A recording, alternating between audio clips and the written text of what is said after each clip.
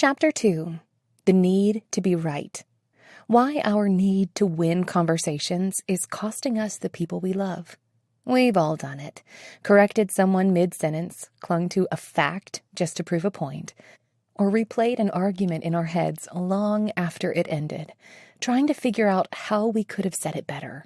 But here's the truth most of us overlook. Every time you win a conversation, someone else might be losing trust in you. This chapter exposes the hidden emotional cost of needing to be right. It's not just about the words you say. It's about the energy you bring. From casual corrections that sting to full-blown debates disguised as dinner conversations. The need to be right unpacks why we fight for control, how it silently breaks the connection, and what we can do instead.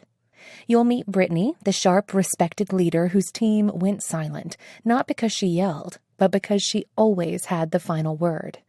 You'll sit in on real arguments that look familiar and learn how to rewrite them with presence instead of proof. And you'll explore the deeper emotional wiring behind the need to be right, fear of rejection, fear of being invisible, and the belief that love must be earned through performance. If you've ever left a conversation feeling technically correct but emotionally alone, this chapter is your mirror and your turning point. Because the most magnetic people aren't always the smartest in the room. They're the ones who make others feel safest in it. Get ready to stop proving and start connecting. You can be right, or you can build a relationship, but rarely both at the same time. Scene: a dinner table, a casual correction, and a cracked connection. The room was buzzing with laughter, wine glasses clinking, and the usual back and forth of longtime friends catching up. Janelle leaned in and said with a smile, "Remember Midnight Crossings? That came out in 2006? Across the table, Christopher, her partner, raised an eyebrow. "It was 2008. Janelle waved him off. "Same thing." Christopher reached for his phone, tapped a few times, and turned the screen toward her. 2008, I knew it. He grinned, triumphant. No one else reacted, but the energy shifted. Janelle gave a tight smile and went quiet. She stirred her pasta, not touching it. He meant no harm, but she felt dismissed, small, and subtly corrected in public. The win cost him a piece of her trust. Real talk from Jermaine. Welcome to conversational combat. Most people don't notice when it happens. They're too busy loading their next point, their next stat, their next clarification. This is not a new phenomenon. From ancient courts to modern-day marriages, we've trained ourselves to compete in conversation, to win arguments, prove points, and dominate the verbal battlefield. But there's a catch. Every win comes with a price. And sometimes what you're losing is far more valuable than being right. The three faces of the need to be right. The prover walks into every conversation carrying receipts. Every point must be substantiated. Every feeling must be backed with a fact. I read an article that said, is their favorite intro. For the prover, being right equals being worthy.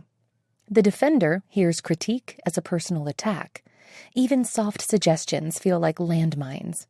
"That's not what I meant," or "I didn't say that," becomes their go-to defense. To be wrong would mean being vulnerable. The corrector doesn't mean to hurt anyone, but when someone misspeaks, even casually, the urge to fix it is immediate. Actually, that's not how it works. They pride themselves on precision, but it often lands as condescension. As one woman in a workshop once told me, "I don't mean to be a know-it-all, I just can't stop myself from fixing people's sentences." I nodded and asked, "And how do people respond?" She looked down. They stop talking. Case study. Brittany, the workplace warrior. Brittany ran her team like a well-oiled machine. She was sharp, efficient, and deeply respected. But slowly, something shifted. Her team meetings became quiet. Ideas dried up. Collaboration gave way to silence. Why? Because Brittany had a habit. Every time someone offered a suggestion, she reworded it, tweaked it, added her spin. "What I think you're trying to say is," became her favorite line. To her, it was about clarity and control. To her team, it felt like domination disguised as guidance. When I asked her about it in a coaching session, she said, "I just want things done right. And if someone else has a different right than you?" She hesitated. "Then I make it better." There it was, the trap. The cost of being right. Here's what no one tells you. The brain treats being right like a drug. MRI studies show that when you prove a point, correct someone, or win an argument, your brain's reward centers light up. Dopamine surges. You feel validated, powerful, seen. But in that moment of personal triumph, someone else often feels the opposite. Unseen, unheard, or inferior. And when one person feels small, the connection disappears. Real dialogue. Fighting or connecting.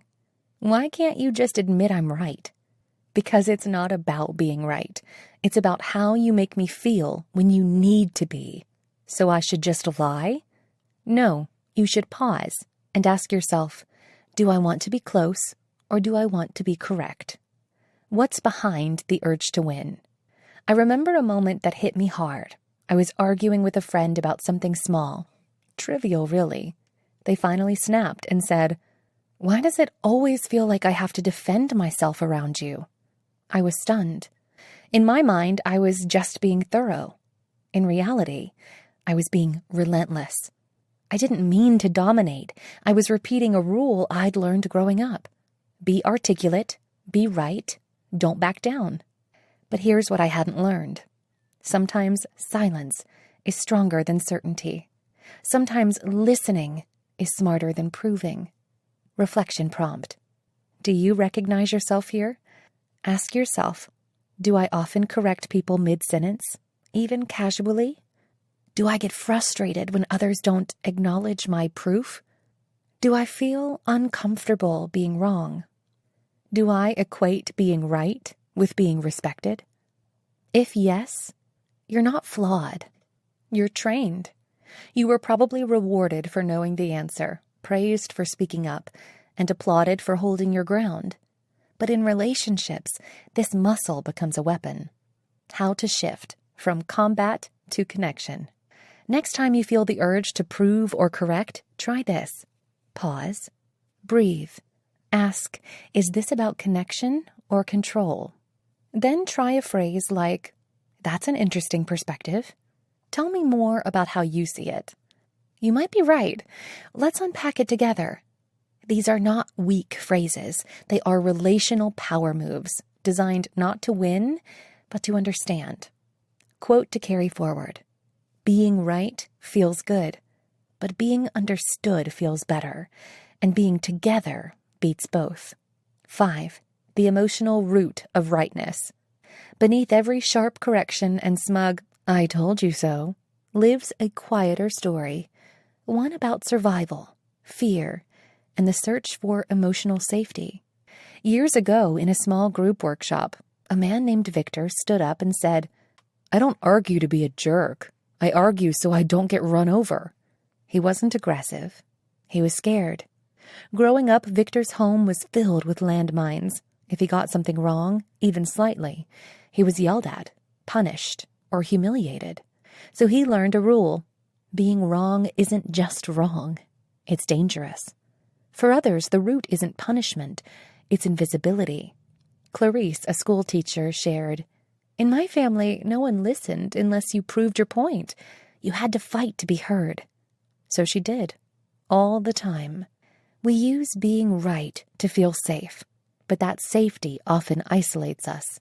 When rightness becomes armor, the connection becomes the casualty.